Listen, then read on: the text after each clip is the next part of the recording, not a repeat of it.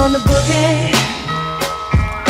Sunshine, moonlight, yeah, good times, boogie.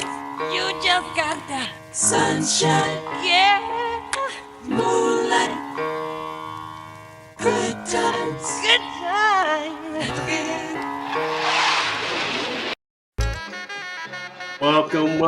Welcome to Blame It on the Boogie podcast. We just four average guys, as dudes say, better than average. Talking to you all about sports.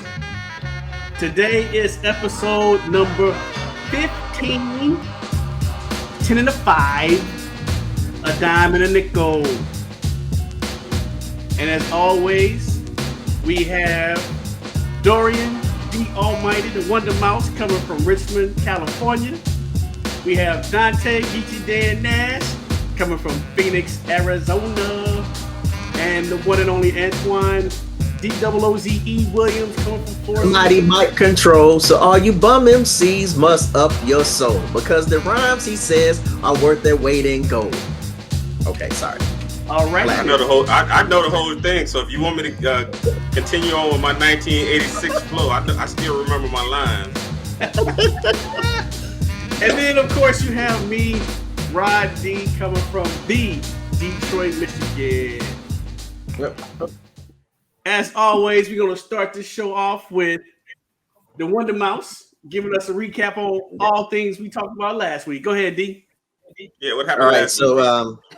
just a recap from last week in the WNBA. WNBA season began. BG returned, and at the time, Connecticut was playing like the favorites.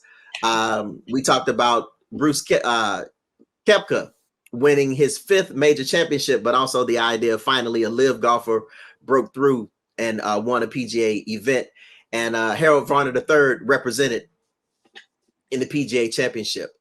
We talked about NCAA softball. We'll talk a little bit more about that this week, as a matter of fact, as the tournament is getting ready to start. We talked about the Lomachenko-Haney controversy in boxing. We're going to have more playoff updates from the NHL.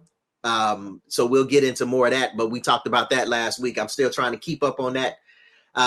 In baseball, the Cardinals, I'm sure we'll have more cards talk from these cats this week. We ain't gonna talk about them, not this week. Yes, y'all are. Yes, y'all are. No matter how much you say y'all ain't gonna talk about them, y'all gonna talk about them. We talked about Francis Ngannou looking like a Mike Tyson Punch-Out character in the picture Dante had, but him leaving to go to the PFL and Dana White not being happy about that. RIP to Jim Brown, Hall of Fame player and activist. And I forgot to tell my Jim Brown story last week. Carmelo officially retired. Of course, we'll get back to the NBA. A lot to talk about in the NBA, even though it's a little to talk about. It's a whole lot to talk about in the NBA. And then, actually, our last kind of topic to recap is something that we'll really get into today in terms of talking about this NBA Finals with Miami and Denver. Thank you, D. Thank you, D. To start this show, like I said, we're gonna have a real short show today. But we're not going to shortchange, though. We're not going to shortchange. We're going to talk all the topics. We're going to make sure we talk about. We all long-winded, so we always say that to the arguments commence. Hey, y'all know how my predictions go. Oh gosh! I predict you are a Knicks fan. I predict a short show. It's going to be 3 hours tonight. Yeah, you probably the reason my Celtics lost. Did you predict that we were going to win? You know what? I did predict y'all going to win. Did you guarantee? Hey, there we go. he jinxed us. We're gonna get to that news. We're gonna get to Rodney guaranteed it. But the first thing we're gonna talk about is the NCAA women softball tournament. D, talk to me about that. So the teams are set for the NCAA softball tournament. I'm sorry, for the Women's College World Series of softball. I'm sorry. So we've got Oklahoma, Tennessee, Alabama, Stanford, Florida State, Oklahoma State, Washington, and Utah are the teams that have made it to Norman for the Oklahoma City for the Women's College World Series. So again, Oklahoma is on a 48-game winning streak. the longest ever. So we'll see if we can continue that. It's funny when I talk about watching sports. I like to see the best teams play like the best teams, but I also like a good underdog Cinderella story as well. But I always like to see the best teams play like the best teams. And right now, Oklahoma is playing like the best team. They're winning close games, and at the same time, as I said before, those women hit bombs. Hey, Dorian. In the last game. So of the teams that you just mentioned, obviously I'm assuming Oklahoma is the top seed going in. Yeah. So who is that? Who is that Cinderella story team from that group that you just mentioned there? All of them, as far probably as Utah is coming in as the 15 seed. Okay, so they would be all the teams that made it are seeded, but as a 15 seed, Utah is really coming in as the underdog in all of this. So they're going to be the Cinderella story. I'm going for Stanford. How many? Well, Stanford too. Stanford, because Stanford hasn't been in it in a long time, in about 10 or 15 years, I think. Yes. So Stanford is kind of a Cinderella story, but really because Utah is that 15 seed, that's what really makes them, the Cinderella. Mm-hmm. But Oklahoma State has been balling too, though. So maybe they'll meet up with Oklahoma. That would be real interesting. How many teams are represented from the Pac-12?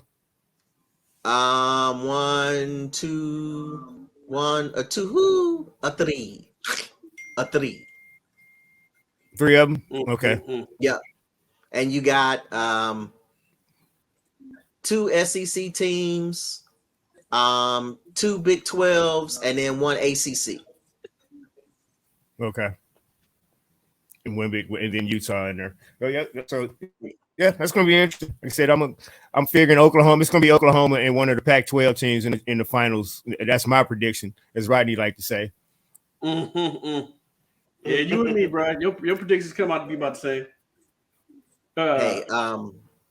The thing about Oklahoma, honestly, is they have a murderer's row when you talk about lineup. There's like almost no weakness in the lineup. You get down to the number 7 hitter, and she gonna take it out 300 to straightaway center.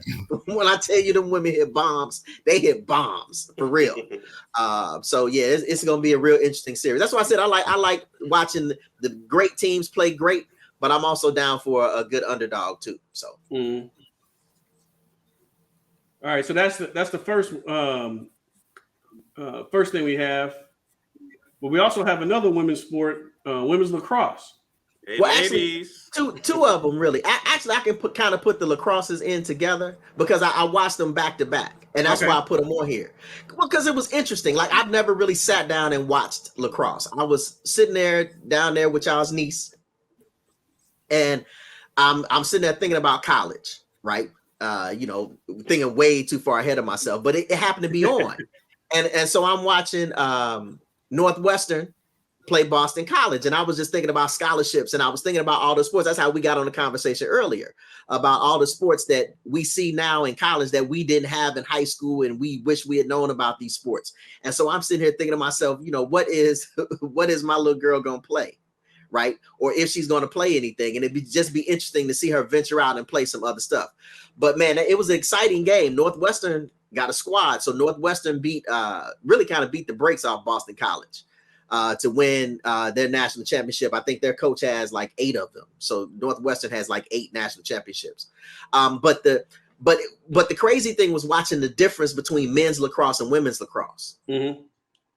Like I didn't know that until I started looking up the rules and stuff, that women's lacrosse, they're supposed to not allow contact. It's supposed to be completely non-contact sport. There's a lot of pushing that's going on, but it completely non-contact. But men's lacrosse, man. Yeah, they was out somebody hit the stick out of somebody's hand or something. Or when I tell you they come in, they hitting each other, just they not hitting each other, below the waist because they don't have on any padding below the waist, but they have on helmets and shoulder pads. They were out there laying wood for lacrosse. Yeah, it was a real physical game. It was a real physical game. The rules And Notre Dame almost blew it. Yeah. Yeah. And Notre Dame almost blew it, but they held on to win their first national championship. It was actually that game was actually kind of exciting. If you start watching it, it's like, ooh, they do a whole lot of running though. Yeah, they do. Fast. Right. But it was cool. Honestly, it was a real cool thing to watch because it wasn't nothing else on. So I just checked it out. It was cool.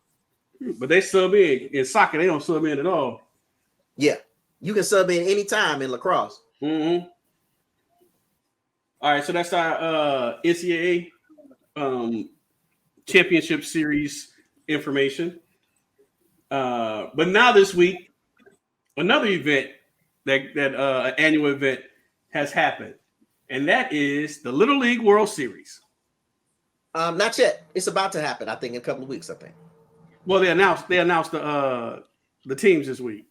Oh, did they? Oh, I didn't know they announced that this week. I didn't see that. They announced so. But that's about to start. But the funny thing, Dorian brought out a point during our conversations during the week, is that the only ones that we see are the 11 and 12-year-olds playing in the Little League World Series. But what Dorian is telling us is that there are a lot of other age groups that don't get televised. Talk to us about that, D. Yeah, well, it started when Dante, and we'll get to this a little bit later too. I think it's a topic of discussion. We were talking about the Ugandan baseball player, and initially I thought he was talking about the Little League World Series, not a professional player. So I started, looking up to see when the first African team came to the Little League World Series, and I just happened to look and notice that the 11 and 12-year-olds weren't the only age groups that played, that they have older groups, and I was like, how come we never see them? Why do we never see the 13 and 14? Because I think it stops at 16. And it was just, again, unless I'm wrong, unless I read that completely wrong, there are other age groups. It just makes me wonder, how come we only see the 11 and 12-year-olds? How come we don't see the older kids?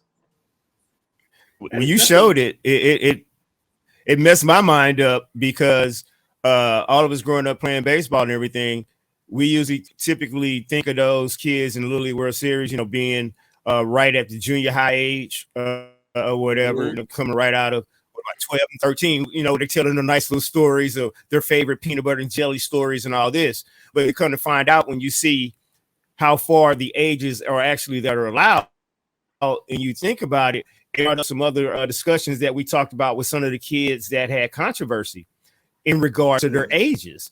But then when you see this list, you're like, well, wait a minute, if 15 and 16-year-olds are allowed, then what's all the controversy about these kids, these pitchers or whatever, being too old to play, when all we get to see is these 11 through 13-year-olds? So is there a higher group within the Little League World Series that we don't know about? Kind of like in Major League Baseball, they got a minor league system as well. So that brought up, like Dorian brought that up, that's an interesting question. Where is this?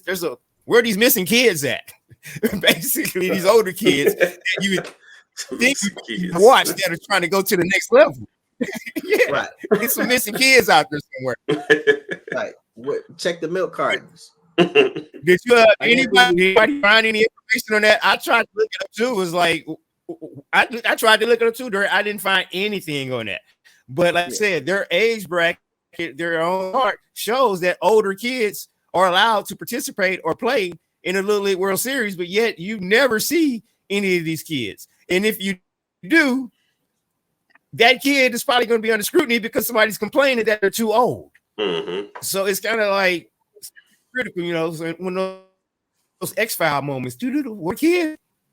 Yeah, I'm with the belief that they just have different divisions, and those older divisions don't get televised. I guess when you become a teenager, you're not as cute. They like the little cute, little kids. It's cute watching the little kids play baseball. But when you get to be 13, 14, 15, 16, you ain't as cute. You in junior high probably school. out there cussing. Yeah, you out there fussing and cussing. So sportsmanship goes out of the window. That may be it too. That may be part of it too. All right. So also this week. So what you're saying, Rodney? They don't want the bad news bears out there. Exactly. They don't want to have to pay the fine for the what is it, FCC? They want to pay for them cussing. all them F-bombs the kids dropping. Right. Like they do in Baker, AAU. you got Yeah. kids you got kids smoking vapes in the dugout. Yeah, I can see your point there, Rodney. All right. So also this week, in the NBA, we've been talking about the coaches with their heads on the chopping block. This week we did have 2 vacancies filled, the one in Milwaukee and the one in Philadelphia.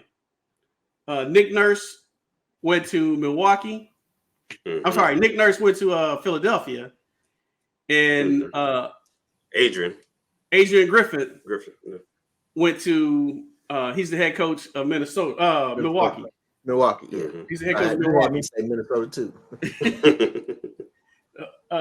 So we're just looking at our earlier predictions on this. As y'all can see, everybody, we was well off.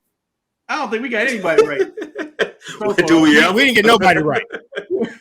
we I don't think there's any possibility. No. There's no chance. There's no chance for anybody else to get anybody right according to this list on here. Well, let's just say that so Dorian might have been. Dorian was the big winner by not participating. That's what I was about. I was just about to say that. I won by abstaining. He won. You got all of them right. You got all. Oh no! Wait. The report today is that Detroit is not giving up hope for Monty Williams. They ain't going there. We still got hope for Kevin Ollie. Kevin Ollie has not been eliminated either. Kevin Ollie is still the betting champ right now. He has the best odds to win. Right. So Geach might actually get one right. Terry Stott, he ain't get no chance at all. And I don't know why Budenholzer not getting any love. Maybe Phoenix will look at him. I think Phoenix going for an experienced coach with those veterans that they have. Yeah, you gotta have it. They gotta have an experienced coach. They can't go out there. They're not gonna listen to anybody else. And Budenholzer got a title. I take Budenholzer before I take Terry Stotts or any of the other ones. Maybe Coach Bud. Maybe Phoenix can look at him. But if they hire last week, guys, we talked about it. I think Phoenix is still trying to pull Tyronn Lue. Rod, you might still get one right because it's real quiet out here. Like we all mentioned, Budenholzer out here. They definitely won't go get Doc. One of those recently fired. But when you look at that, I'm looking back over at your prediction with Tyronn Lue. It's too quiet out here on the West Coast. Something going on. You know what I mean? Dorian, heard out there in California. But they've been trying to pull him away.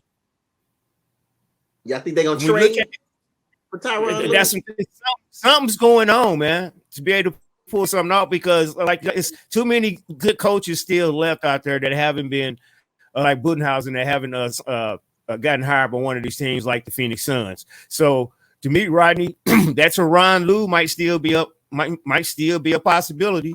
As we see Nick Nurse got hired somewhere else. And then Bud, maybe he's still an option. Maybe he's the second option for Phoenix, though. And then don't forget about who else is out here. What is going on with Zeke? Where's he been in the news? Zeke who? So that's another. Isaiah ain't trying to coach. He don't want to coach. That ain't what he wants to do. I think it's going to be in management out here, but it's just something going on. Yeah, he'll do that. Isaiah wants James Jones' job. Yeah, he'll do that. Absolutely. Right. So now you start putting those together. Is what's the relationship? We start talking about friendship with Tyronn Lue and this Isaiah Thomas per se with these connections. So my question, so we thinking about Isaiah. Go ahead, Rodney. No, the one that I'm real confused about, man, is Sam Cassell, because Sam Cassell he's been an assistant coach for a lot of years with a lot of good coaches. I'm really confused about that as well. And just cannot get an opportunity. You talk to the players love Sam Cassell. All the players that he coaches, they love him. But all of them endorse him as well. Yeah, he can't get that. I thought he was a dark horse candidate for that Philly job. Yeah, me too. As you can see. Yeah. But But so much for what we thought. they went the Nick Nurse route. Well, So they went to Doc Nick Nurse Rivers, because what's his name already got it because Nick Nurse was a assistant in Houston with So- Morey. Yeah, with Daryl Morey. So that's why he got that job. Yeah, but Sam Cassell been there. Okay, but I mean, come on, we talk about this all the time. Yeah, Nepotism. Yeah. And did That's you his ever hear boy. about that interesting story with Larry Bird and Isaiah Thomas? When Larry Bird took over the Indiana Pacers and No, he what came happened? on, and him and Isaiah Thomas, they had they were cool. They grew up together. Isaiah was Larry Bird's mom's favorite player. And so when Larry Bird came on to Indiana, Isaiah Thomas was like, hey, Larry, I got a couple, because Isaiah was already coach. He was like, I got a couple changes I want to make. We can do this and do this together and do that. And Larry Bird said, well, I'm going to be letting you go, and I'll be going with my guy, Rick Carlisle. Rick Carlisle. And he was like, I've had success here, and me and you, we never had problems and this and that. And Larry Bird just told him straight out. He said, yeah, but, he's my guy. He's my friend. He's my guy, yeah. He's like, I like him more than you, pretty much, straight out. And Isaiah said, he was like, oh, dang. But he's like, I couldn't do nothing but respect him because he just told me straight out, hey, I like him better than I like you. Right. At least he told you. Yeah, but yeah, you Doc, respect that. I can't see Doc getting a job. Not in this cycle. Not in this cycle. So Doc's gonna go back to being a broadcaster. So not in this cycle. Okay, so I agree with that. So let's go with that. So now, who do you think is now next to be fired then? We're talking next year? Who's on the hot seat? Now. Well, dudes them got a coach down there in Boston that better be on the hot seat. I think Missoula might have. See, I disagree with that. Yeah, I think those wins might have saved his job, but I think he proved that he's not ready though, and which is understandable. He was thrust into that position. Yeah, like they said, he was behind the bench. He wasn't even on the bench, and so he was thrust in that position, and he was definitely in over his head. So I think they could give him a chance. He could have earned himself a chance, but I don't know. It's just like you just said that he was Brad Stevens' guy. That's Brad's guy. So exactly. The fact that he had no experience whatsoever didn't really matter. That's Brad's guy. And he was clearly in over his head. At the end of the day, they gonna keep him this year because of those 3 wins that he made. But if Brad consults with me like he should, yeah, he'd be out of there. Yep. So, but to the other, to answer your question again, D, I can see. Well, Atlanta. If I go down the list, Atlanta's not going. They just hired their coach this year. Mm-hmm. You what got about your boys, right? He won favor with the front office again because they went to the second round of the playoffs. Something they ain't done in forever. So he saved himself. Ooh, I just want to boo them anyway. No, don't boo my pit. Don't boo my boys, man. If Chauncey doesn't win this year, I can see them letting Chauncey go. And he didn't really have anything to coach. Well, Chauncey had the same issue. Chauncey had no experience. Yeah, but Chauncey has nobody other than David. Was hurt all year. Lillard. Yeah, but Lillard was hurt all year, so that's the job, really though, bro. Didn't have anything. That's the job. They don't look at all that. Hey, we talking about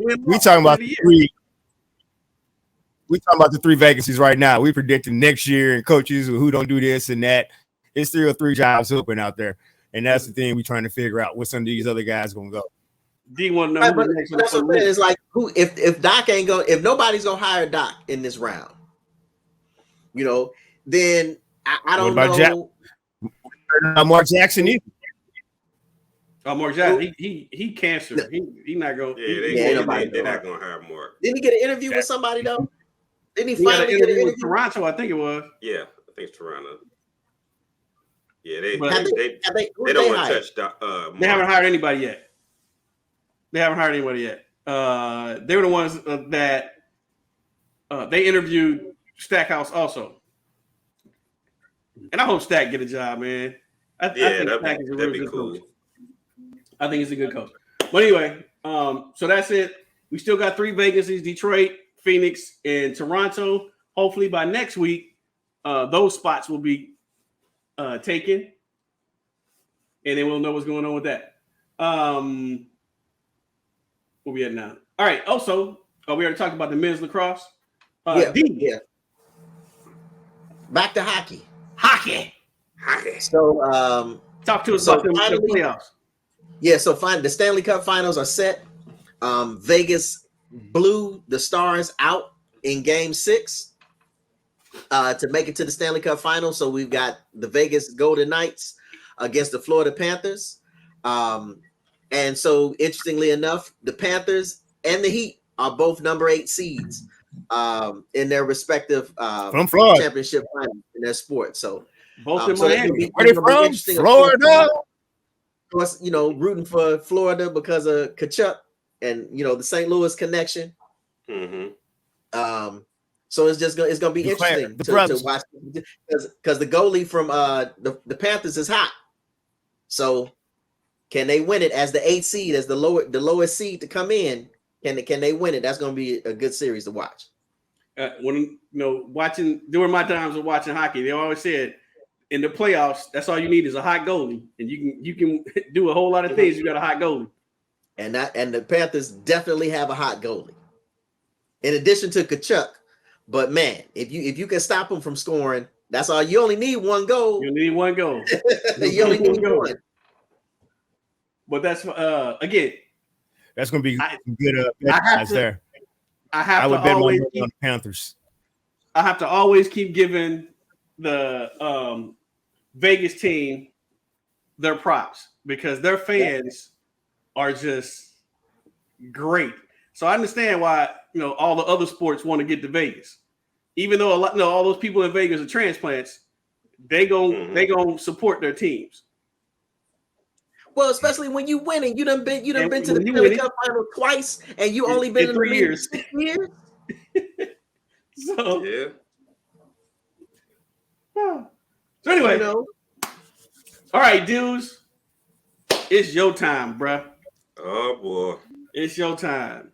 So last week we were talking about Boston and Miami going to that 6th game and 7th game. So the question was, were we going to have a historic run by Boston by winning the game 7, or were we going to have Miami blowing it, or were we going to have a Miami win and sending Boston home? Unfortunately, it was the Miami win. Miami got blew out, and your boys went home. So the luck of the leprechaun ran out. The luck of the leprechaun ran out. And game 7 was over after the first quarter. Pumpkin. So the question that comes up, dudes, is now y'all have a very, very serious decision to make. Because one of your players, Jaylen Brown, made the All-NBA team, which made him eligible for a Supermax contract. Also, Jason Tatum was an All-NBA player, and he's eligible for a Supermax contract extension next year. Jaylen Brown is eligible for $295 million. Jason Tatum for $316 million. So if you keep both players, you're going to have $600 million over the next 5 years tied up to 2 players. That's 100. Yeah, I've always been bad at math, but I know that that's not gonna. Well, the problem that you have is others. The problem that you have is if you pay both of them, that's $120 million. The salary cap is only $130. Yeah, that's what I said. You got to pay the others. What y'all gonna do? What you gonna do? Like Jim Brown told Rich Pryor. Like I said, we can't afford to pay Brown. And after the way Brown played the last couple of games, the only max he should be looking at is TJ Maxx. Maybe we can get him a T-shirt over at TJ Maxx or whatever. The way he was turning the ball over, he dribbling off the side of his shoe, dribbling off his left kneecap.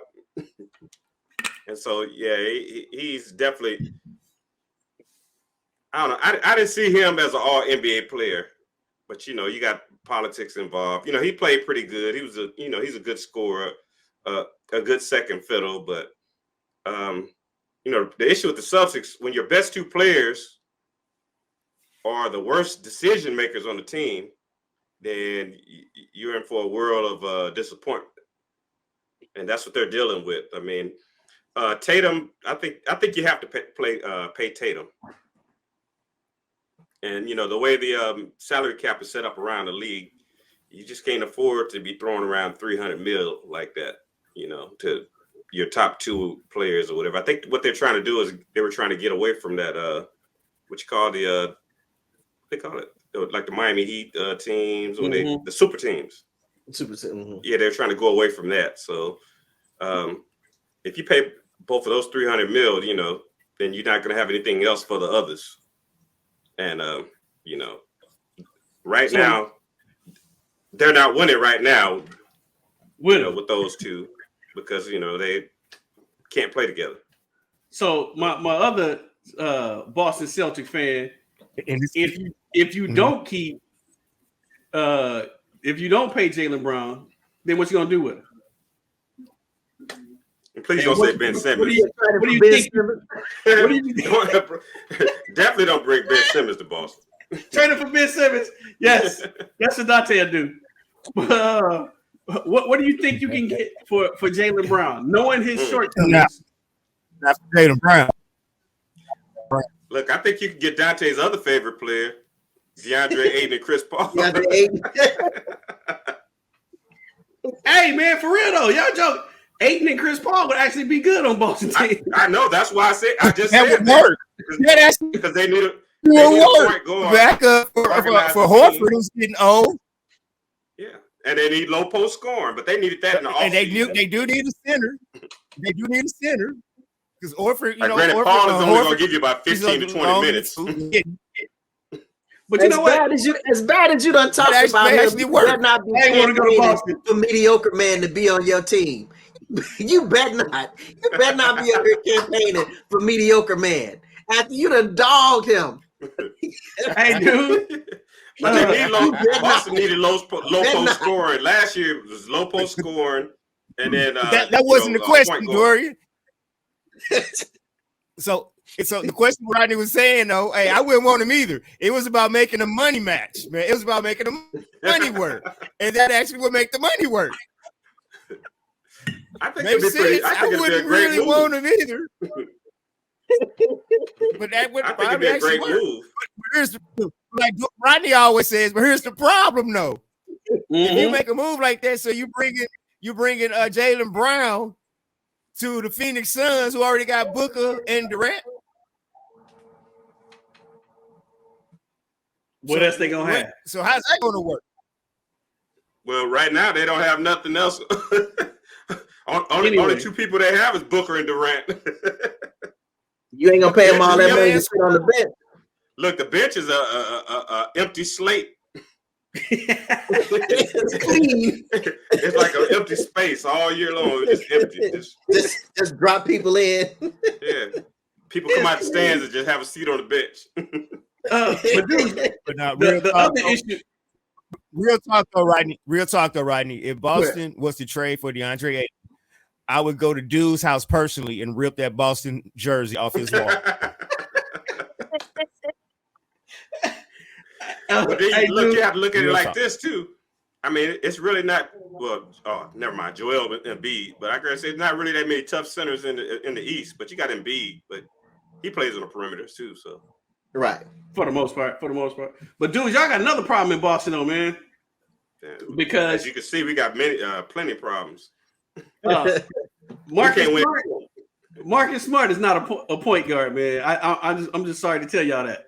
I knew that his first year in the league. I figured that one out. They really need to stop trying to make Marcus Smart into this point guard because they have no facilitation whatsoever. he's not a 3-point shooter either, by the way. Oh no, he's not. He's not. I just need somebody to let him. Game 6, he shot. He wanted to call a pass that he gave to White. That was a pass he gave to White. I don't know what made him think he was a 3-point shooter. So Chris Paul, Jason Tatum, and DeAndre Ayton in Boston. Nah. But you know, again, that's what they need, though. Can't do it. Won't do it. Can't do it. As Dante I want winners.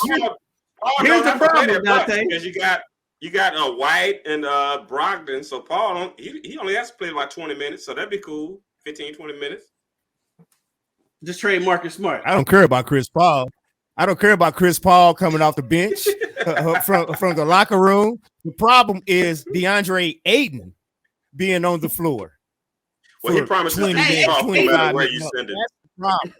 As dude said, Ayton in the East would be a beast. Uh-oh. Yeah, he don't have get to away from face that mediocre anybody man, moniker. in the East. Ayton in the East. Uh-oh. He would do very well in the Beast. That's why he should have. Phoenix should have allowed him to go to Indiana. Had he been in Indiana, his career would have been a whole lot better. But in the East, man, the West, he was getting killed by Anthony Davis. He was getting killed by Joker. He's getting killed by Nurkic. What's his name? Nurkic? I think he's going to struggle without Chris if he doesn't have Chris Paul. Kind of like I don't know if you remember Kenyon Martin. Remember he took all that money and went to Denver. And remember he's an all-star with Jason Kidd feeding him the ball, and he got to Denver and kind of fell off the map. He was just a defensive stopper when he got to Denver. He was just a finisher, a catcher and a finisher. How many? So when nobody's passing it to you. How many episodes ago did I tell y'all that's all Aiden? His 18 and 10, half of those were dependent on Chris Paul doing the pick and roll. That's it. Without Chris Paul, without doing the pick and roll, Aiden, all of them, but especially Aiden, that's where he gets 50% of his points from the pick and roll. Yeah. Half of them, those 18 and 10, half of his points come from the pick and roll. Yeah. And that came from Chris Paul being there. And so, you separate them two. He's going to struggle if you ain't got a point guard that can run that pick and roll that he's used to. And we're going to find out that 18 and 10 was, as I said, just phantom numbers. Yeah. So him going to the East. About 12 and 8 actually is what he's going to be down to. Yeah, but that ain't worth $30 million, though. That was Dante. That was always Dante point. Ain't worth $30 million. But Jaylen Brown. Elsewhere in the playoffs, Denver been sitting at home for 8 days. But now they're about to play the Miami Heat for the NBA championship. The Heat have been on fire. The Heat beat the number 1 team in the East, the number 2 team in the East, and the number 5 team in the East to make it to the finals. The question is the Heat gonna be burnt out right now? Yeah, because they're going against Denver. I think they're gonna. When do the finals start? Thursday. Is it Thursday? Is it Thursday?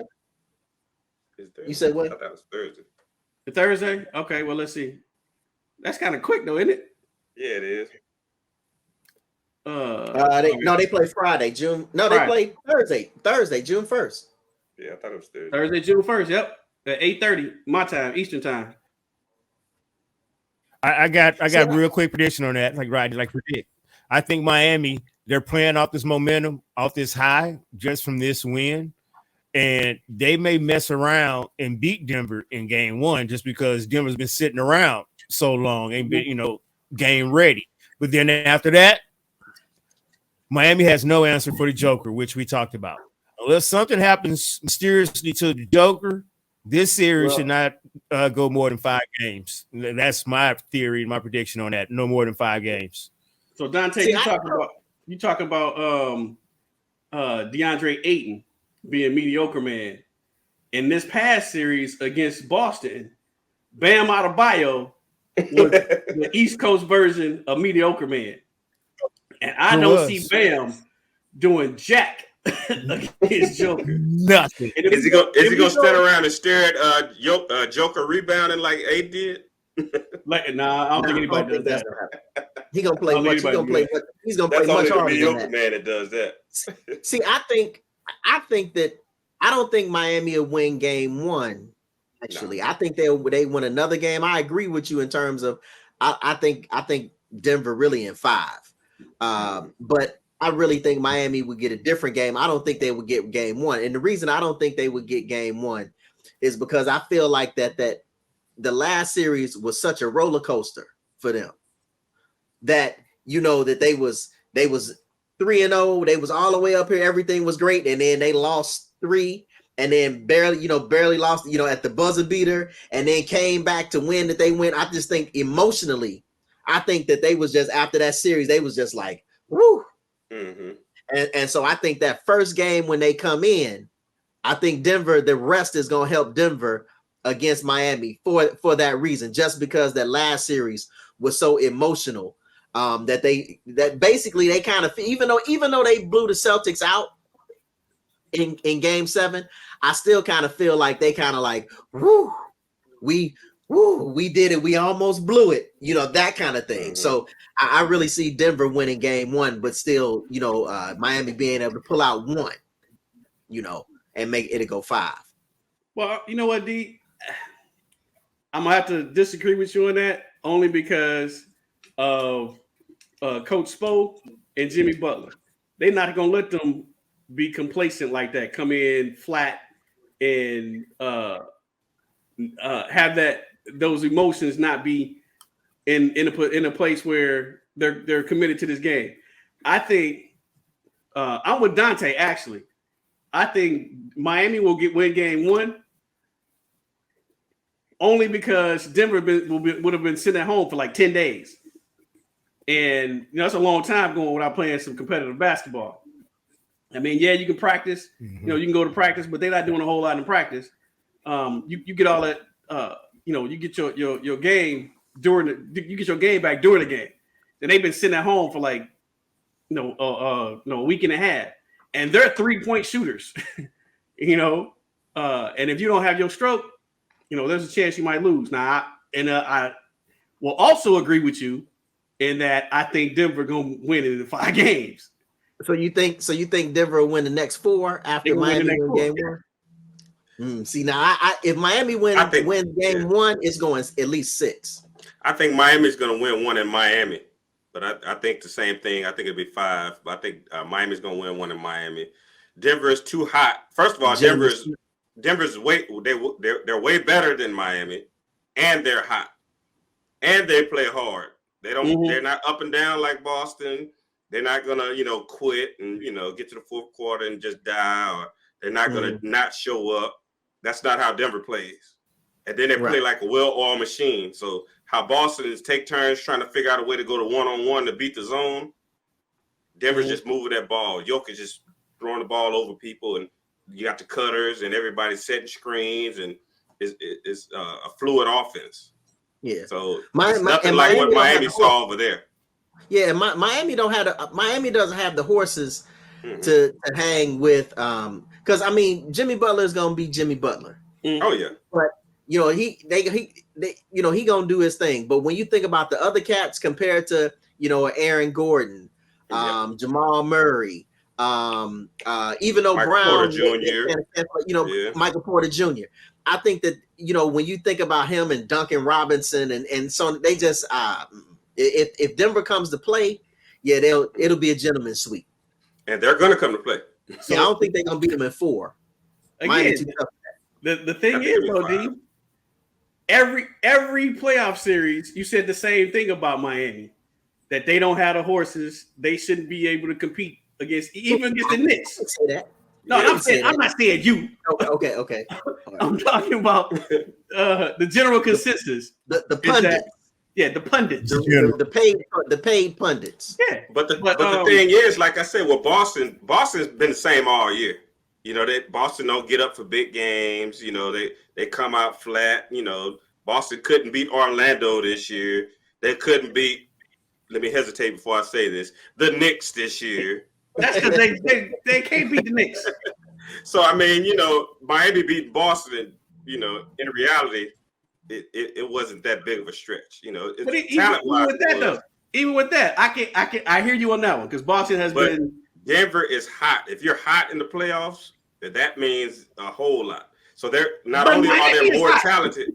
Miami is hot also. Yeah, but they don't have the talent though. So both teams are hot. That's why they're not going to win. One has way more talent than the other. That's why they're not going to win. When Miami was hot? What the last? What how many games?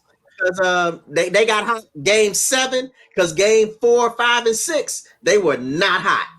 And I forgot what commentator said this, but he said it looked like Miami was caught by surprise in game 7 because they were playing and they looked up and saw the score and like they're not fighting us. Exactly. Are we winning? I mean, they're just let us do this. Right. Let us do whatever it is that we want to do. Yeah. But yeah, they were hot in game 7. Well, one of the aspects. But Martin was hot. He's been hot. One of the aspects. One of the aspects that could actually change the outcome of that series is the referees, which we always talk about. And just recently, another thing came up in regards to the refs, especially now that we're in the finals. We know one ref won't be in this championship series. Rodney, tell us what's going on, man. Should we try to hit him up and see what he thinks? How this is gonna go? I'm trying to get accounts. I'm trying to get his name. So the story came out that NBA referee, longtime NBA referee Eric Lewis, has a burner Twitter account, and I'm gonna tell him just like we keep telling Ja and all these other fellas. Kevin Durant. stay off social media. It's not worth it. Just stay off social media. And it's not something where they tell about he was blowing throwing games or anything like that. But what he did do, he made disparaging remarks about other referees and was complaining about other referees, the way that they call games, this, that, and the other. But miraculously, this account never said anything bad about Eric Lewis. Okay. So that's how they do it. Everybody, the process of elimination. Yeah. So somebody needs to make some disparaging remarks about his hairline. Yeah, they do. Yeah. His hairline is horrible. But yeah, so this Twitter account never made any disparaging remarks about him. Talked about all the other referees, never said anything about him. But also, it didn't have that many. He wasn't following that many people, but one of the people that he was following just happened to be his wife. So that was another thing. Sometimes you have to follow your wife, I mean, you got to keep up with the wife. Come on now, he's just keeping up with the wife. He's trying to be right. If he on Twitter, what was his name? What was his name? Like Ratcliffe? What was his name? Like Blair Ratcliffe or something, Rodney? Something like that. The phony name that he used. It wasn't like Blair Ratcliffe. Cutliff. Blair Cutliff. And the thing is, come up with a better name. The internet has 1,001 internet sleuths, and for whatever reason, I don't know why they looked into this, but for whatever reason, they start putting 2 and 2 together, and at the end of the day, it's adding up to 4, bro. This is your account. So the question is, what are the implications? It's not quote unquote illegal. I mean, he didn't do anything illegal. It may not be ethical. I don't even know if you can. I don't even know if ethics are really involved. What you did do was you talking about everybody that you work with. Don't nobody want to work with you no more. Donald Trump had a burner account. So I mean, everybody has a burner account somewhere. We don't like to be bothered. You want to talk crap? That's the ability to make a burner account. But the implication, like I said, he wasn't using it for gambling or anything of that nature. you want to talk about your in-laws or whatever, then create a burner account. But see, the thing I don't see any implications from is even though it's not illegal or anything like that, I think in many ways it could have gambling implications, and this is why I say that, because again, I don't know what actually he said, but depending upon what he said about his colleagues, right? What if he said that so and so caused too many charges? What if he says that so and so, dropping dimes? If you think about what's his name, Tim Donaghy.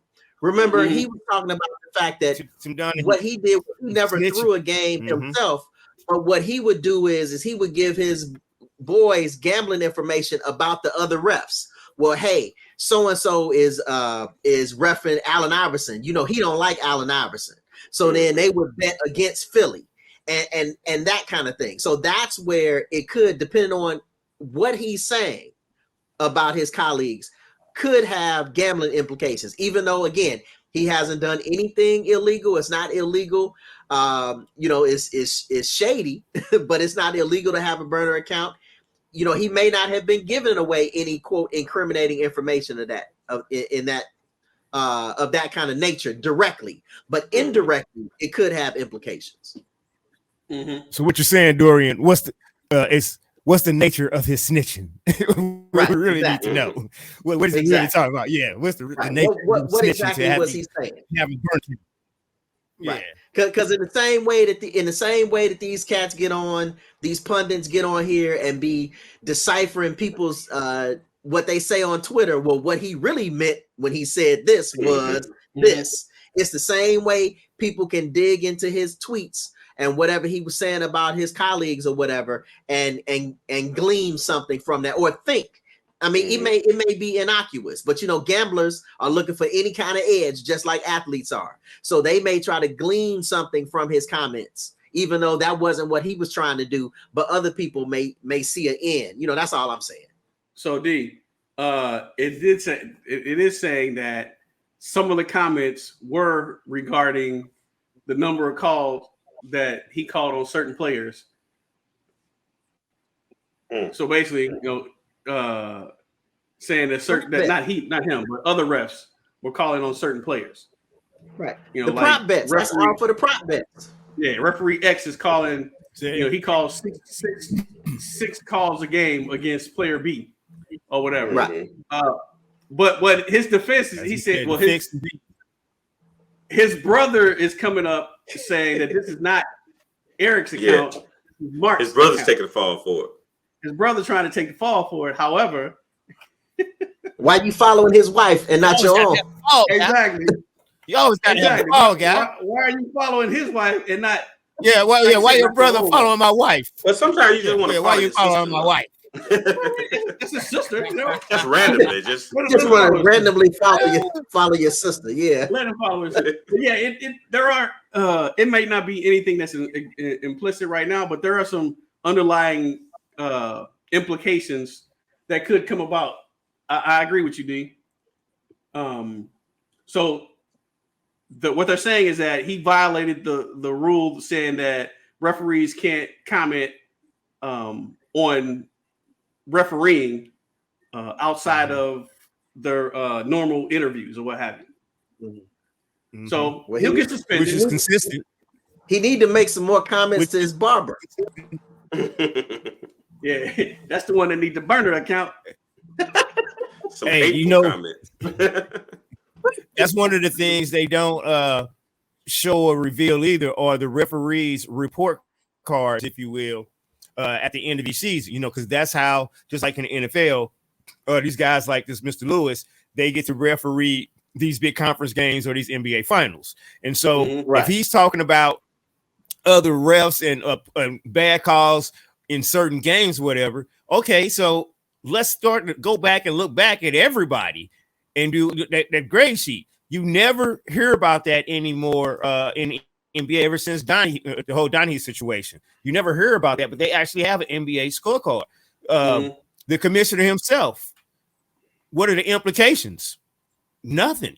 The commissioner never, I shouldn't say never, you never see the commissioner or the commissioner's office come in and drop the hammer on any of these referees when it comes to criticizing the ref. They keep it hush hush. That's why players can't criticize the ref or do anything. You can't question anything that these guys say.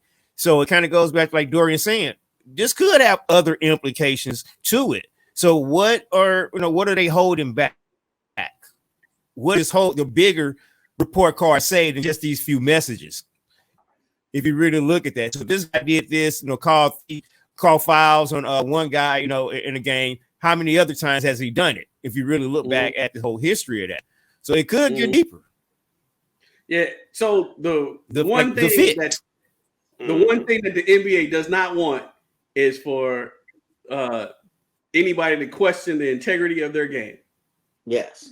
So and you're right. We don't hear a lot about that, about the grading of the referees. However, in league office, they go through that stuff all the time. And that's why, like you said, that's how certain refs are able to ref the NBA conference finals, the NBA finals, and so on and so forth.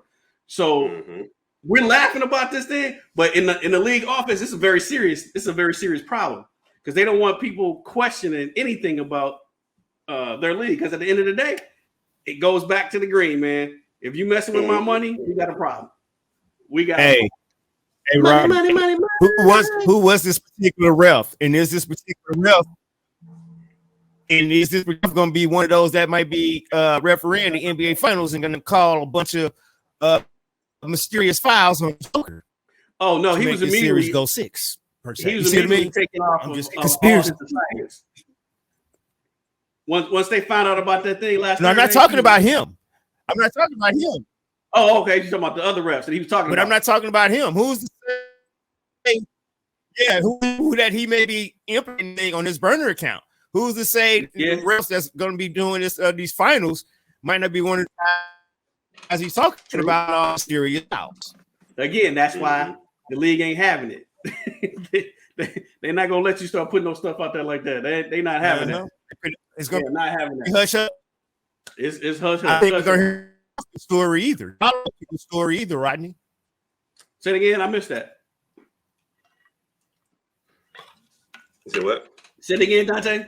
No, I was saying I don't believe there's going to be follow up to the story either. Oh, we're not gonna hear about the story. Yeah, we're not gonna hear about it. It's gonna go like other stories that be in the news cycle. It's out here for a couple of days and then it's just gonna disappear. People gonna forget about it.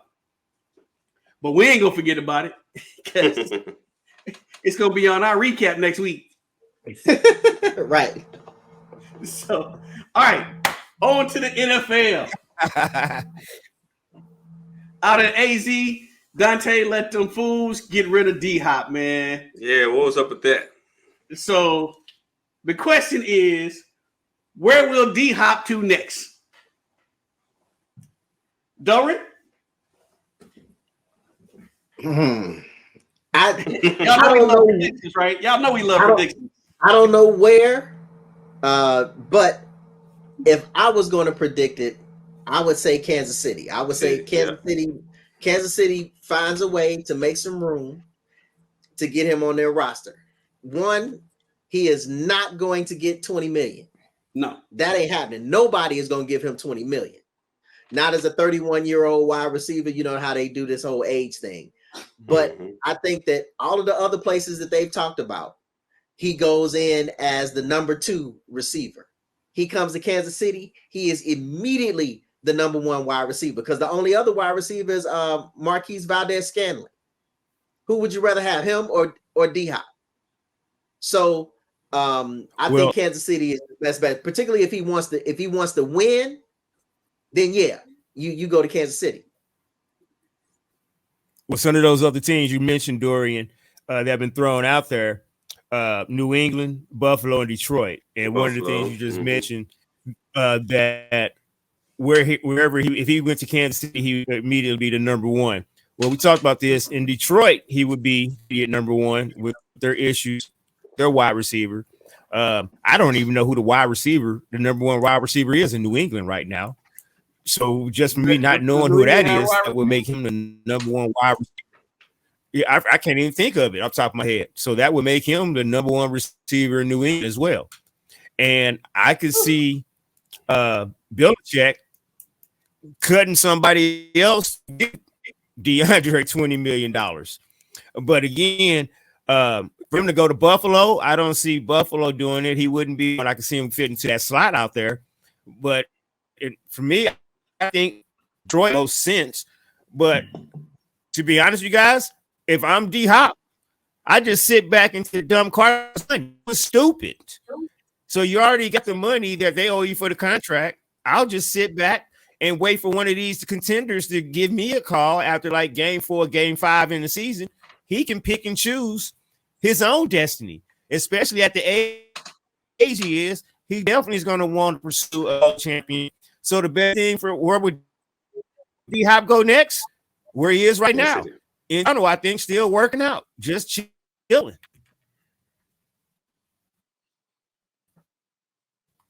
See, I don't think the Patriots make any sense because if that's the case, he might as well stay and play with Colt McCoy.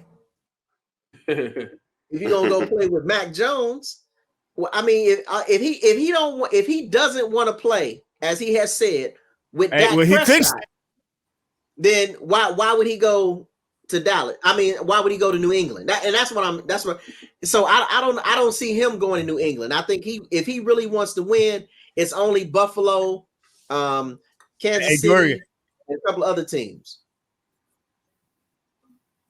Go ahead, I hear you. It wasn't his choice that he didn't get to play with Colt. Cardinals cut him, so he can go anywhere. You know what I mean? Well, I agree with you. That's what I'm saying. Where will he go? But like I said, it's pretty much his option.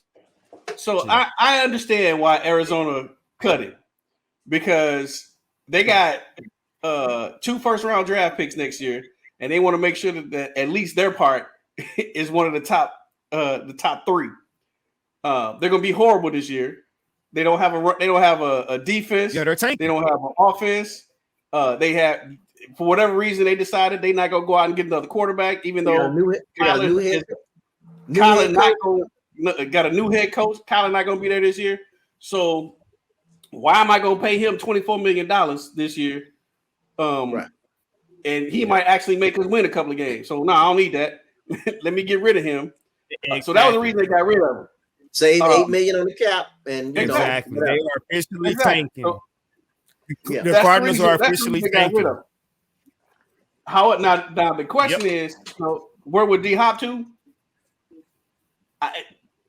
I'm with you, D. I was thinking Buffalo, because Buffalo would be a real good spot for him, but he would be the number 2 in Buffalo. Actually, he might be 3 in Buffalo, because I forgot about the other receiver they have. Is it Gaines? What is his name? Whatever, he's good. Whatever his name is, he did a lot for the guy in New England. New England has nobody, but why go there? Because that's what I'm saying. Mac Jones is a nobody also. So exactly. I want to go there for Mac Jones. Now Detroit is interesting. Detroit is interesting in the fact that they don't have a true number 1 receiver. But this offense is not really predicated on having one receiver. They have a lot of moving people, moving parts or whatever to make their offense run. But of course, you added DeAndre Hopkins to that team. You're just gonna elevate that team. Period. So I'm leaning more toward Kansas City. I keep hearing these things about going to Cleveland, but nah, man. Why would you go to Cleveland? That's man.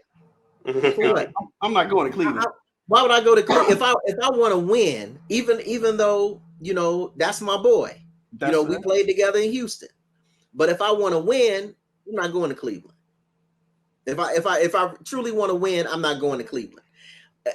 Again, he's an outside receiver. I don't think Gabe Davis, who is the other receiver in Buffalo, I don't think he's a slot receiver.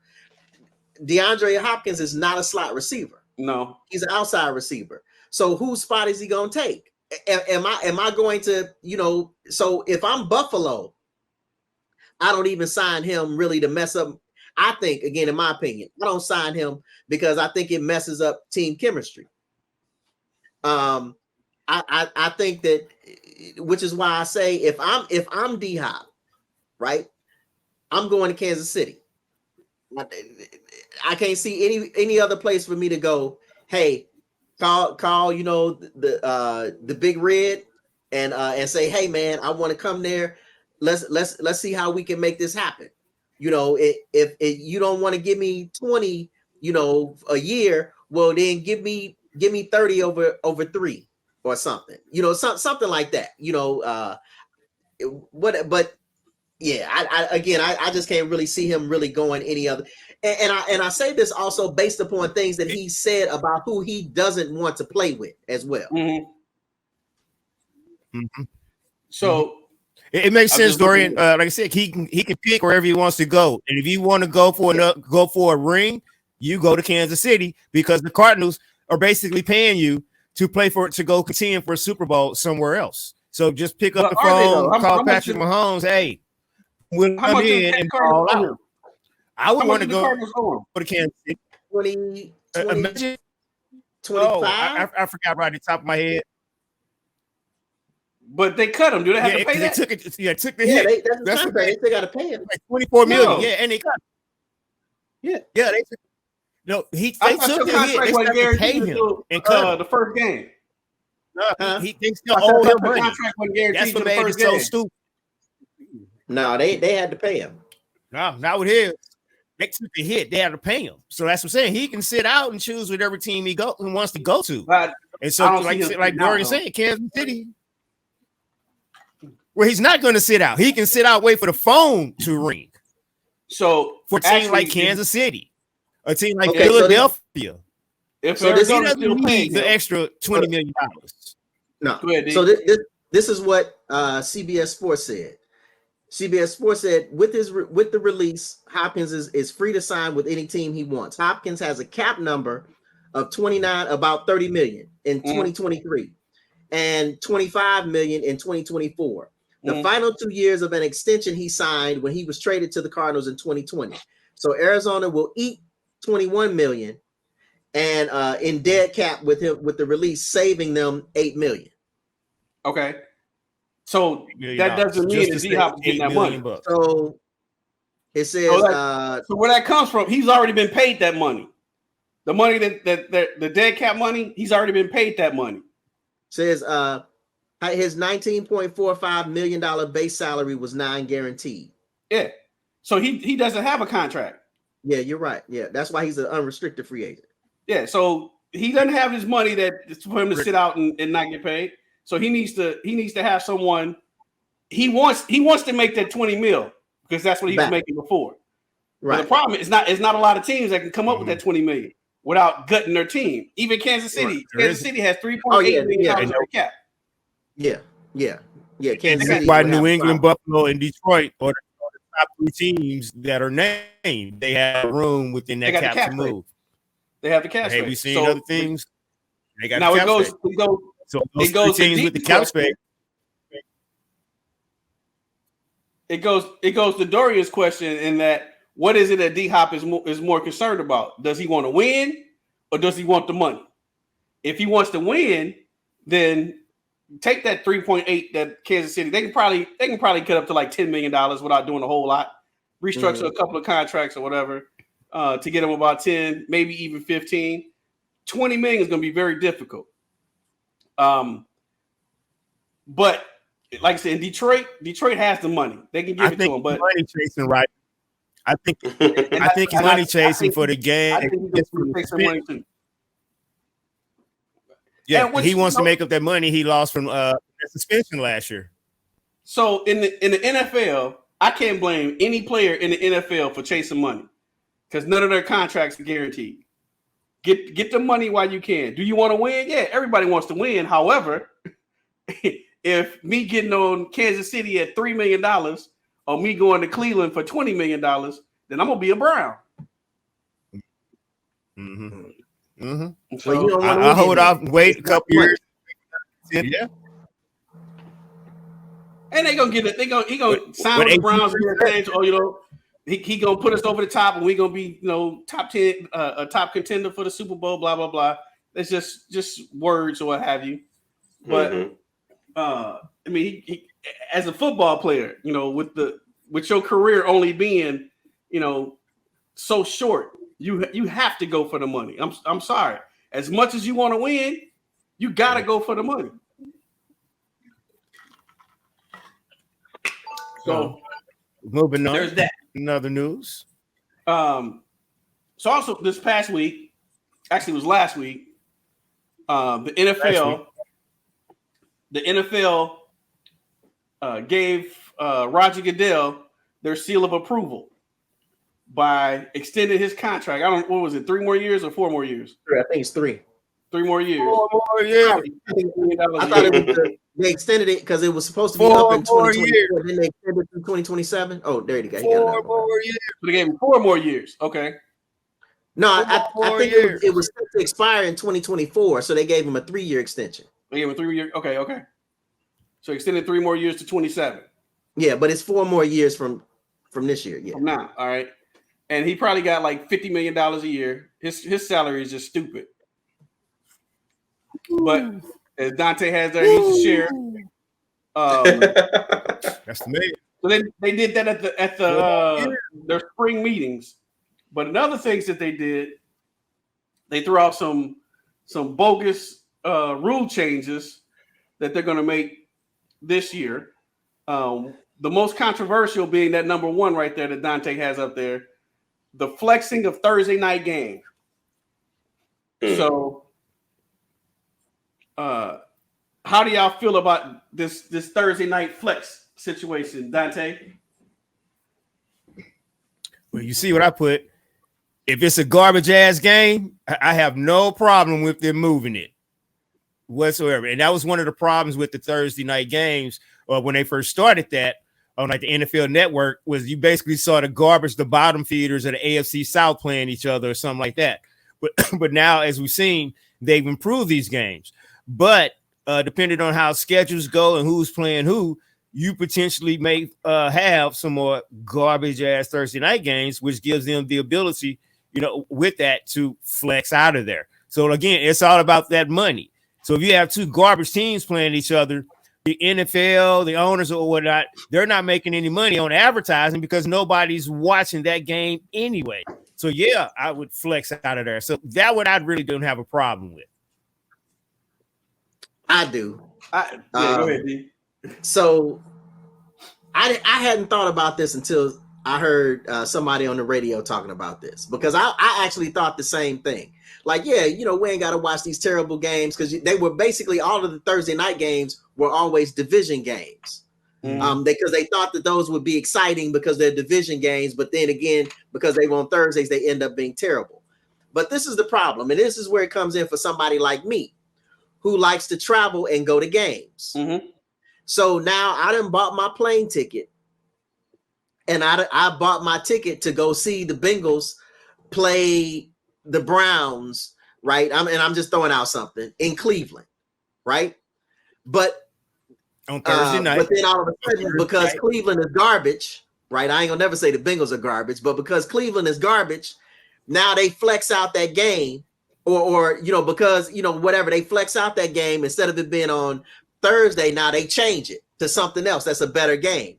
Well, now I've lost out. I've lost out on all of the money I spent for a plane ticket. I've lost out on, so it has those kind of implications for the fans. And I had never thought about it like that until I heard somebody talking about it on the radio. And I said, man, I never thought about it from that perspective. So from that perspective, and again, as somebody who likes to travel and go to these games, I don't like it. But if I'm gonna stay at home and not go, then yeah, I love it, because then I get to watch a good game. So, and this is all for the networks, and it's strictly for the networks. Amazon paid a lot of money to televise Thursday night games, and they don't want the little BS games that have been common on Thursday nights. So, now the people that will be hurt, they don't care about the players. The players playing on 3 days, right? They don't care about all that. They want to claim no player safety, blah blah blah, but they don't care about that. They did make a rule that you can only play like 3 Thursday night games, which was, that's really for the Cowboys.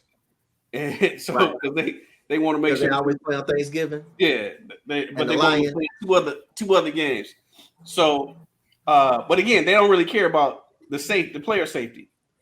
And my thing, D, was also what you just talked about the fans that buy these tickets, and you don't even have to travel.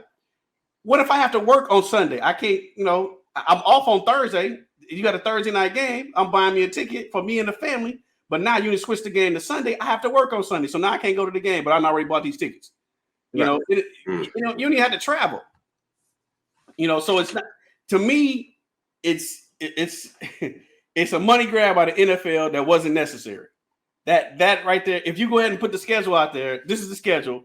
It's no big deal flexing a Sunday game, taking it from 1:00 kickoff and making it the 8:30 kickoff here in the East. It's no big deal with doing that. You could have some people that may have to leave and go to work or whatever, but it's gonna the percentage is real small. And those games you can flex. If it's the same day, you can flex those games. Especially if you let the people know, hey, look, this game might get flexed. At the end of the year, we might flex these games, blah, blah, blah. People understand that. They go into it knowing that.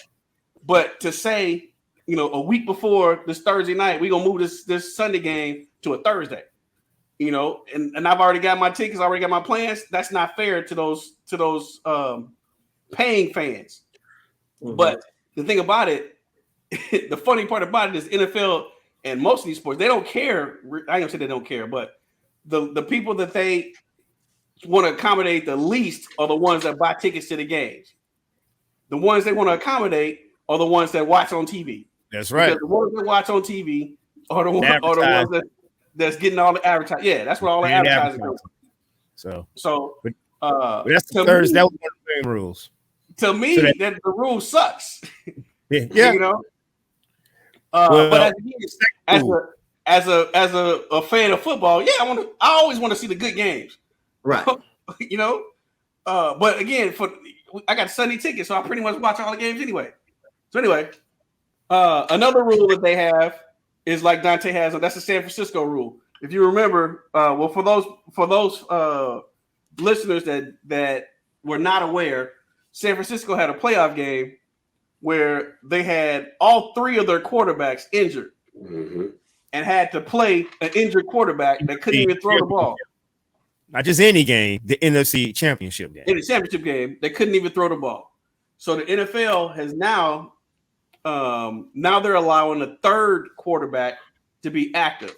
The thing about the NFL rules right now, you can only have two quarterbacks active on a Sunday. You can have three on the roster, but you only have two quarterbacks active on Sunday. So if both of them get hurt, now you got your running back, back there playing quarterback. So now they have it to where you can have a third emergency quarterback, which makes sense. Why not? Remember, teams used to have emergency quarterbacks, but because all the roster. My thing is, it's all about roster construction, and you should be able to construct your roster however you want to. If you want to have five quarterbacks on the roster, you should be able to have five quarterbacks on the roster. That means you're not going to have a couple of tackles and a couple of defensive backs, but that's your choice. That's the choice that you had. So, that's the second rule. And then the third rule. Wait a minute, hold on. Oh, I'm sorry. Go ahead. Speaking of emergency people getting hurt and not being able to play on Sunday, I would like to take this time to protest one of the rules in our fantasy league that will not allow us to pick up somebody on Sunday when one of our players gets hurt. And then we end up not getting any points at all because we are not allowed to pick up somebody on the day of the game.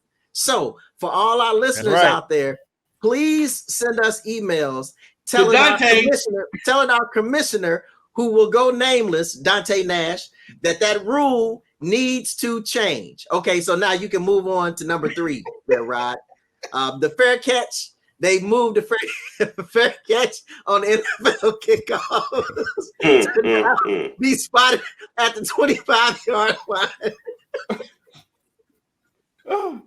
So they're gonna test this rule is the dummy. They're gonna test that rule out this year. So this rule here. Let's test out the other rule in fantasy. So this is Oh, that would never happen. When it comes to fantasy, by the way, guys, you see that guy right there? Y'all see that man? I'm the Roger Goodell of fantasy. My rules change. But anyway, this fair catch rule, guys, that they're going to test for a year. So basically, all they're going to do on kickoff, instead of the ball, getting spotted at the 20, they're going to bring out 5 more yards. And they're going to do it for a year. But here's the problem, like Rodney always says. We talked about this with the new XFL league or whatnot and how they implement the kickoffs and their kickoff rule. The NFL has been using that as a tester, and they're actually going to implement that soon. Why not do it now? But you already said it, Rodney. The NFL doesn't really care about player safety. This whole thing was in response to the NFL did another, their surveys or whatever come out. The studies came out that concussions have actually still been increasing. So this was their response to the concussion numbers still going up, as opposed to them implementing that rule for the kickoffs. They thought that was going to help. It actually did nothing. So why test this on the kickoff by moving the ball out 5 more yards, as opposed to just implementing the same rules that they have in the XFL? So I thought that was just dumb, again, on the NFL's part, which was a wasted time or inadequate rule change, if you ask me, in regards to that particular one. Well, I'm gonna tell you why. The reason they're doing that is because they don't want you to run that ball. They don't want you to run the ball out, period. On average, most teams get to about the 25 anyway. So if you have the option of catching the ball at the 3-yard line and attempting to get to the 25, or just go ahead and get that extra 5 yards to the 25, the coach is going to want you to let the ball bounce and then get it in the end zone, because they want that extra 5 yards. So it's just a way of the NFL trying again to increase the scoring. So now I got 5 less yards that you have to go on your drive to get that touchdown. So, chicks love the long ball, as they always say. So they want to see them touchdowns. They want to see them touchdowns. One thing I don't want to see is I don't want to see kickoffs go away. I want to see who's going to be the new Devin Hester. Me. I want to see who's going to be the new what's my man name? You know who I'm talking about, that played for Kansas City. The kickoff returner. Played for Kansas City. Yeah. Man, keep going. That dude was so exciting. I can't think of his name, but so I definitely don't want to see kickoffs going away. I was, getting tired of what was happening in the NFL. So hopefully this new rule let us, be able to see some kickoffs, man. Kickoffs can be exciting. So, well, like Dante said, through the NFL's own their own analysis, they found out that changing the kickoffs didn't prevent any more concussions.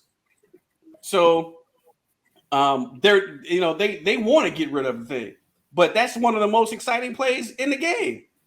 It's great when you see, especially when it's for your team, when you see somebody run the ball back, 105 yards to get that touchdown. Dante Hall. That's a great, that's a great thing. Dante Hall, don't get rid of it. Don't get rid of it. All right.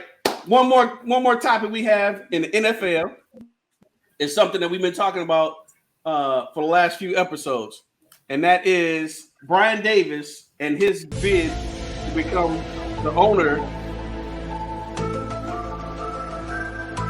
Oh man, I'm trying to figure out what is going on. You got me on that one, Dante. And Rodney thought he's about to be taken away on a spaceship. He looked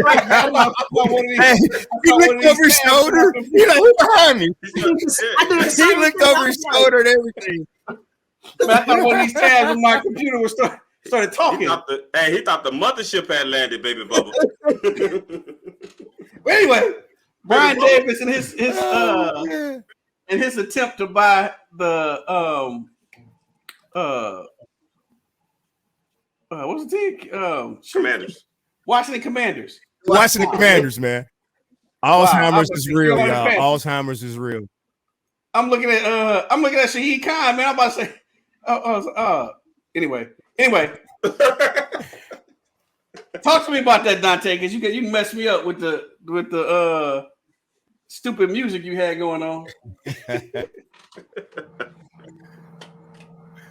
Oh man, that was hilarious. The mothership. So, for those that remember, been following this, Dookie's Billions Part 2. So y'all know Brian Davis didn't get his bid. We all found out what was going on with the money and everything.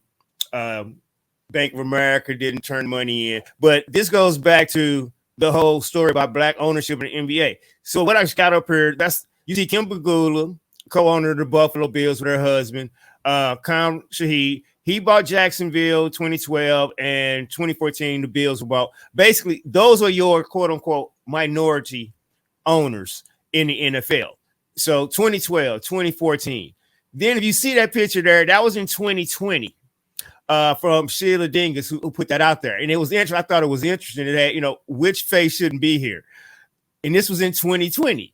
So you look at that, I'm like, okay, that going back to this guy. And this, we all know who that is right there, Byron Allen, who, if we recall, he tried to buy the Denver Broncos last year for $4 billion.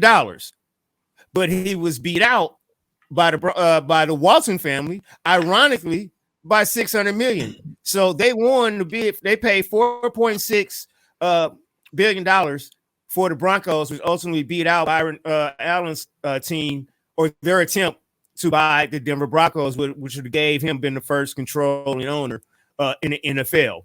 Well, obviously that didn't happen. And again, like I always said, when it comes to these NFL owners, they'll allow us to be minority owners. As you can see, that's part of the minority group that bought the Denver Broncos. Some big names there. My girl Condoleezza Rice, Melody Hobson, and then and Sir Lewis Hamilton. That's right, the brothers are Sir. So you get big names as far as minority owners, but we still don't get that whole ownership thing, which brings us back to this. So now Brian Davis is actually suing Bank of America for how much, Rodney? $500 billion for holding back on $5.1 billion that Bank of America basically kept in limbo. So what Bank of America did, when we talked about this whole thing, here's what went down, guys. And I always say it's corruption or collusion. It's basically both to me. This is what Bank of America did. They did not tell Dan Snyder about the $7.1 billion offer. They never made the Snyders aware that the money, 5.1, basically a deposit, was already sitting in the bank for Dan to do whatever he wanted to do with that money. Bank of America refused to deposit the bank drafts from Brian Davis's company. Excuse the typo there. When he tried to get his money, they were notified on March 15, 2013 by Bank of America that basically, hey, we're unilaterally terminating your accounts. So wait a minute. I got billions of dollars here that you're supposed to be communicating with the Snyders, but then you're telling me you're terminating my account, although you guys have previously acknowledged that my $7.1 billion offer was the highest and best one out there, which is why we got to talking about Brian Davis and his $7 billion offer. I'm trying to move that from the screen, guys. So again, it goes back to the whole thing about black ownership in the NFL ain't going to happen.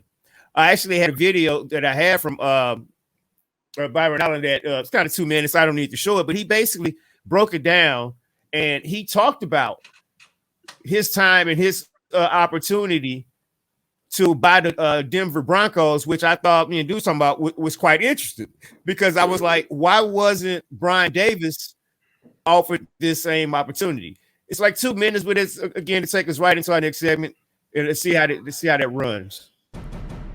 Listen to some of the key points, things that he says in this. Good, thanks. Listen, I'm really sorry to hear about the Broncos. You didn't get it. Mm-hmm. How do you feel? I feel great. Yeah? Listen, buying an NFL football team is It's a process. Yeah. And we had the pleasure of being a part of that process. Yeah. And we didn't get this one. Yeah. But I'm highly confident we'll get the next one. Which one are you going? What team would you like to buy or go for next? An NFL team near you. So we're not picky. Was it an easy one to lose to then? You know, when you wasn't lose as hard. to the richest family in the world, it's not a bad day at the office. I lost to the richest family in the world. What is this world coming to? It feels good. It's all good. It's all good. I don't have any problems. Can I ask you? So let me just be really clear. Yeah. Look, here's the strategy. Yeah. The richest family in the world? Yeah. They're now out of the way. Right. Now, clear sailing. Yeah. We'll get the next one. Why is it so important to you to own an NFL team? Is that like one of your biggest dreams? Yeah, it's definitely one of our goals. You know, in November of 2019, to Commissioner Goodell's credit, yeah, and Bob Kraft, the owner of the New England Patriots, yeah, they came to me and said, we want to achieve something we have not achieved in the 100-year history of the NFL. Yeah. And that is the first black controlling owner of an NFL team. Yeah. And they said this would be good for the league and great for the country. Yeah. When they said great for the country, I said, I'm in. They said, please help us accomplish this goal. And I said, let's do it. And so they've been amazing. They were gracious. They said, learn our league bylaws, learn, you know, what you have to do and how you do it. And they opened up the door and said, this is the general counsel, this is the CFO, this is what the books look like, this is what it means to own a team. Yeah. And they took me to NFL Ownership University. Yeah. And now that I have my degree, we're gonna find something. We're gonna get it done. It's just a matter of time. What would it mean to the country for the first black man to own an NFL team? You know, it's long overdue. Yeah. And it will be accomplished. And it's just another great milestone for our country. We're not perfect, but every day we're working towards getting better, and it's just a step closer.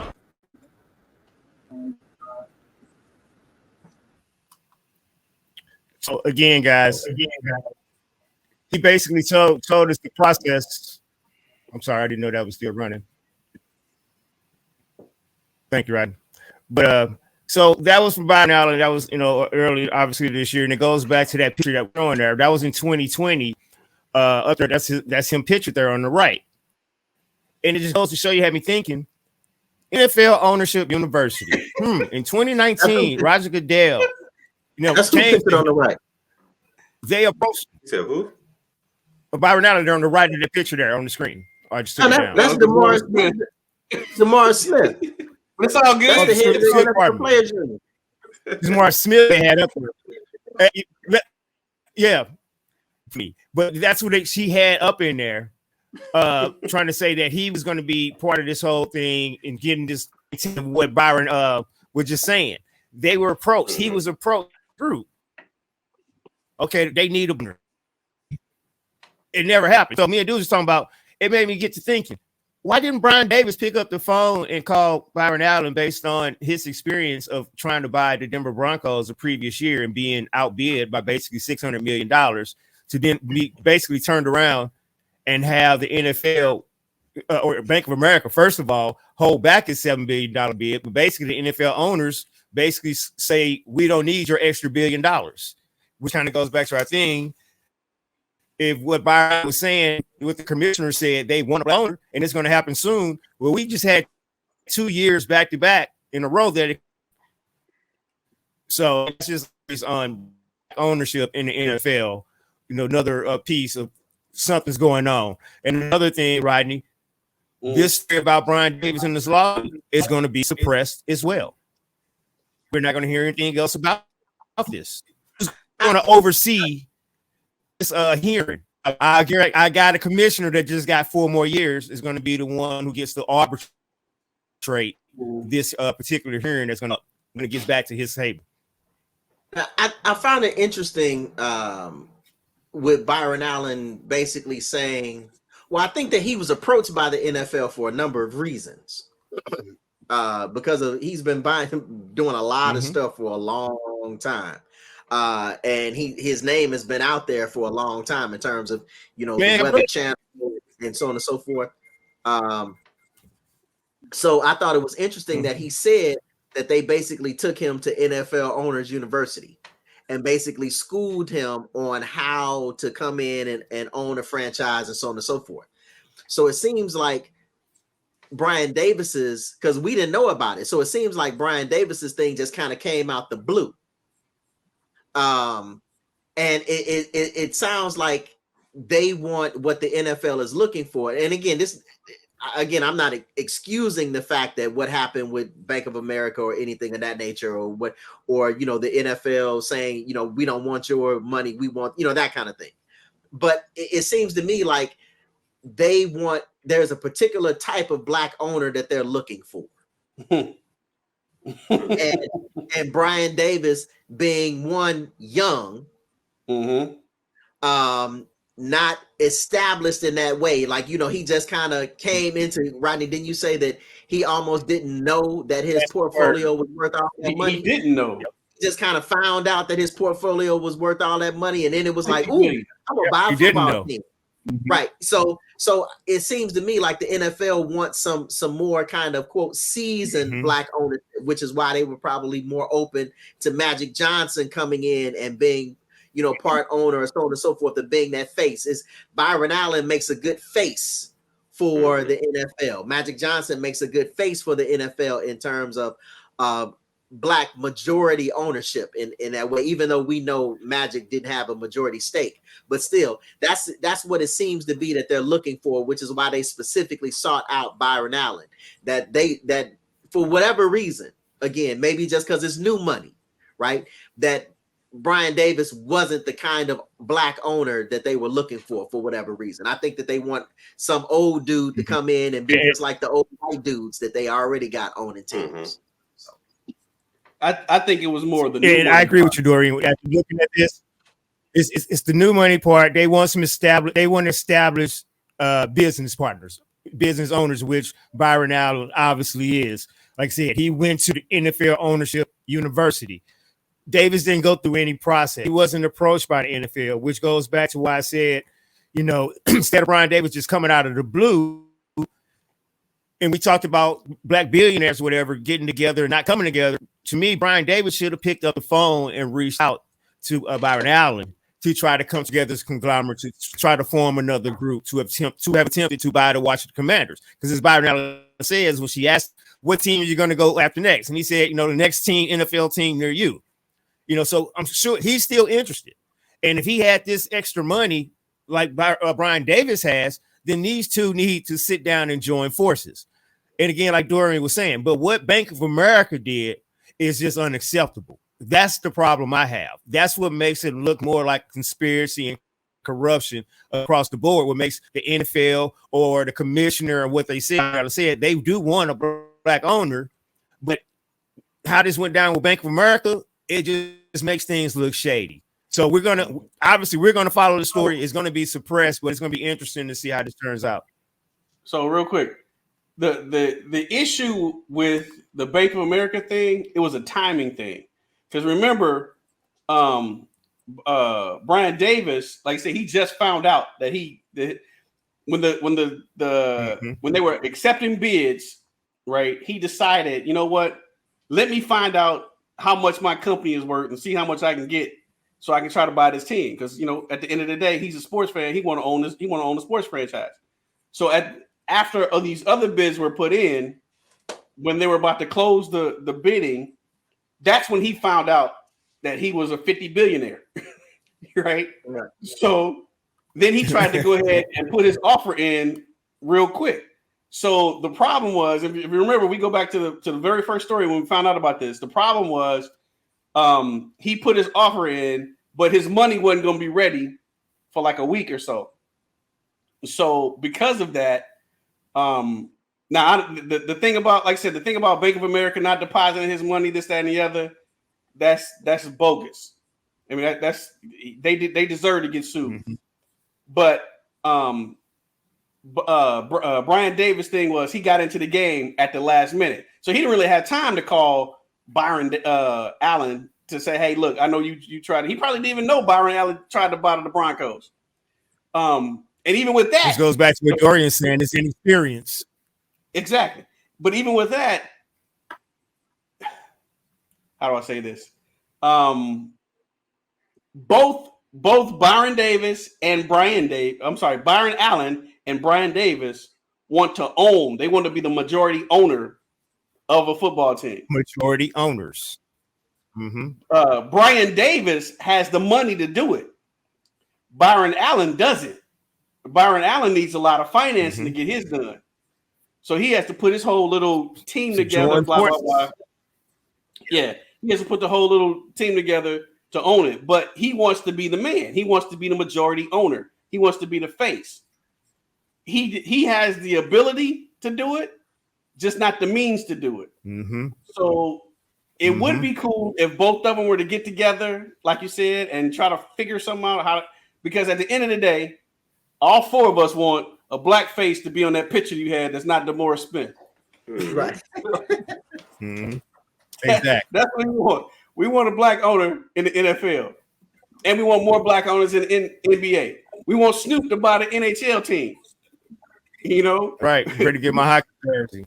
We want our brothers and sisters to be owners of these. We want to be I'm a big Hamilton fan.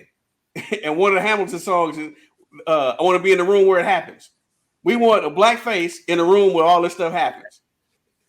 At the table, brother. We want to be at the table. So you're moving on. Now, last story. What we got here? Last story is Dante. Dante been on this story for the last 2 weeks. Shit, months, man. Dante, talk to us about this Ugandan orphan baseball player.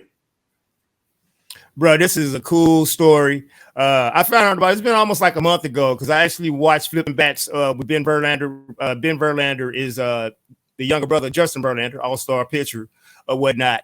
And I was watching his show, and he was talking about this kid because he actually had came across Mr. Kasumba here. We're going to talk about Kasumba Dennis' story on social media. So basically, what Ben did after seeing the story, he used his platform, his podcast, and just say, hey, check out this kid's videos. He's phenomenal. You know, you should see what he's doing here. So this is Kasumba Dennis, everybody. As Rodney alluded to, he's a Ugandan orphan. And his big ambition is to play Major League Baseball. 18 years old. He plays catcher, third base, outfield. The kid has a pop time of 1.89. So if y'all know what pop time is, that's the time from when the pitch hits the glove, catcher's glove, to second base.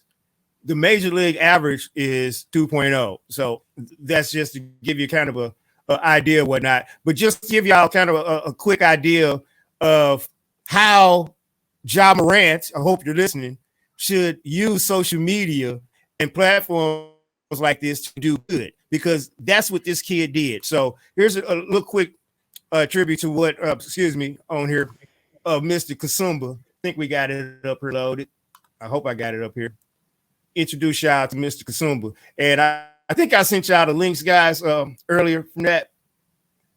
So you can see the backup story. There it is. Check this kid out, y'all.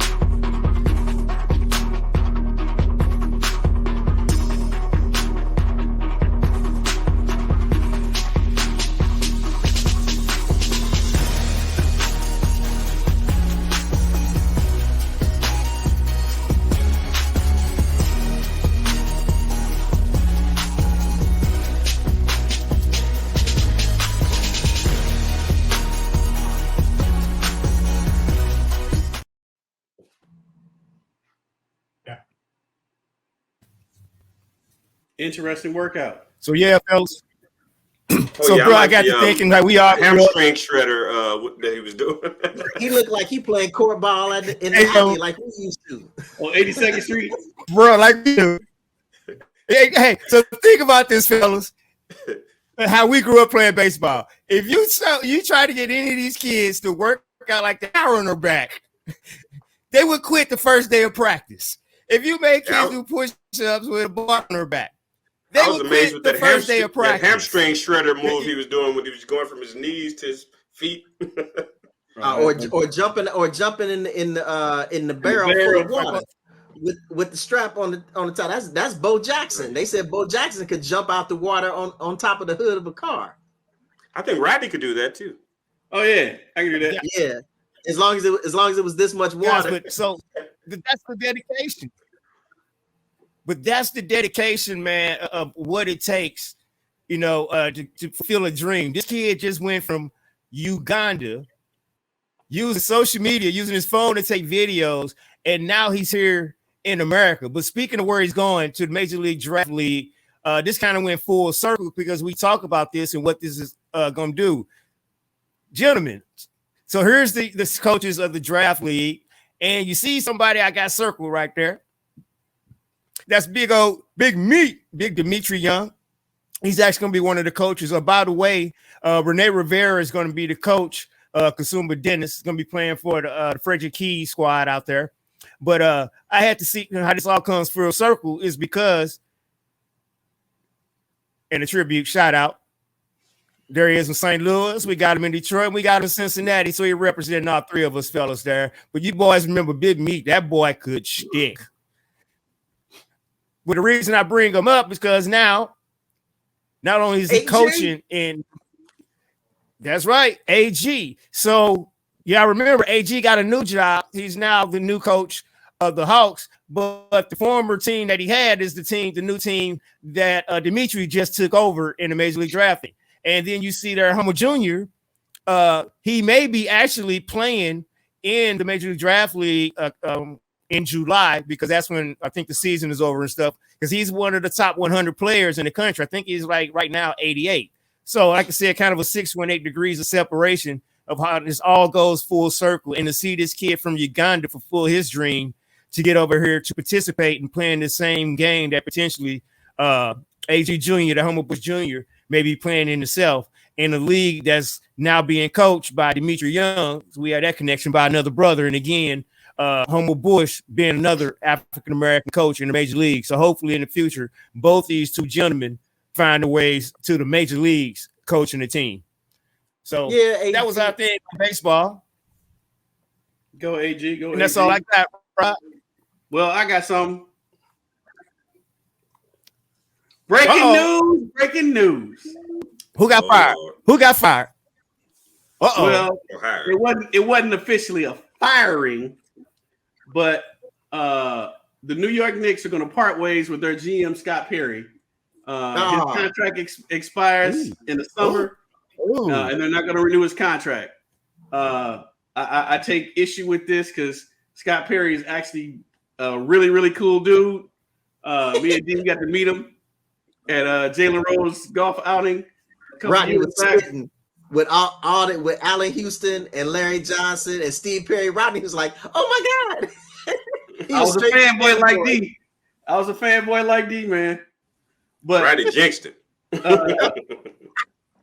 But the thing is, they've been trying to get rid of him for the last couple of years, but you really couldn't because he's actually done a pretty good job these last couple of years.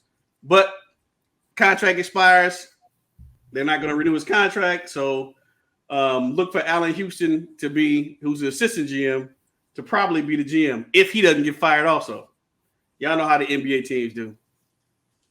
So, with that, we've had a wonderful time, fellas. Talking about NBA, NFL, Major League Baseball, even some NCAA women and men events.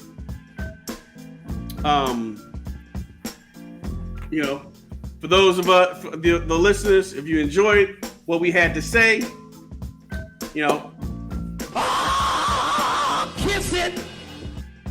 if you didn't. So for D Almighty, D-O-O-Z-E, Geechee Dan, I'm Rod D, and guess what? We out. Don't blame it on sunshine. Don't blame it on the moonlight. Don't blame it on the good times. Blame it on the boogie. Don't blame it on the sunshine. Don't blame it on the moonlight. I don't blame it on the good times. Blame it on the boogie.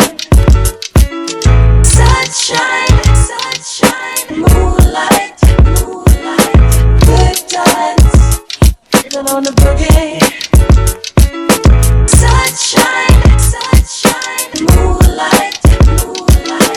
Boogie's got me in a super trance. Sunshine.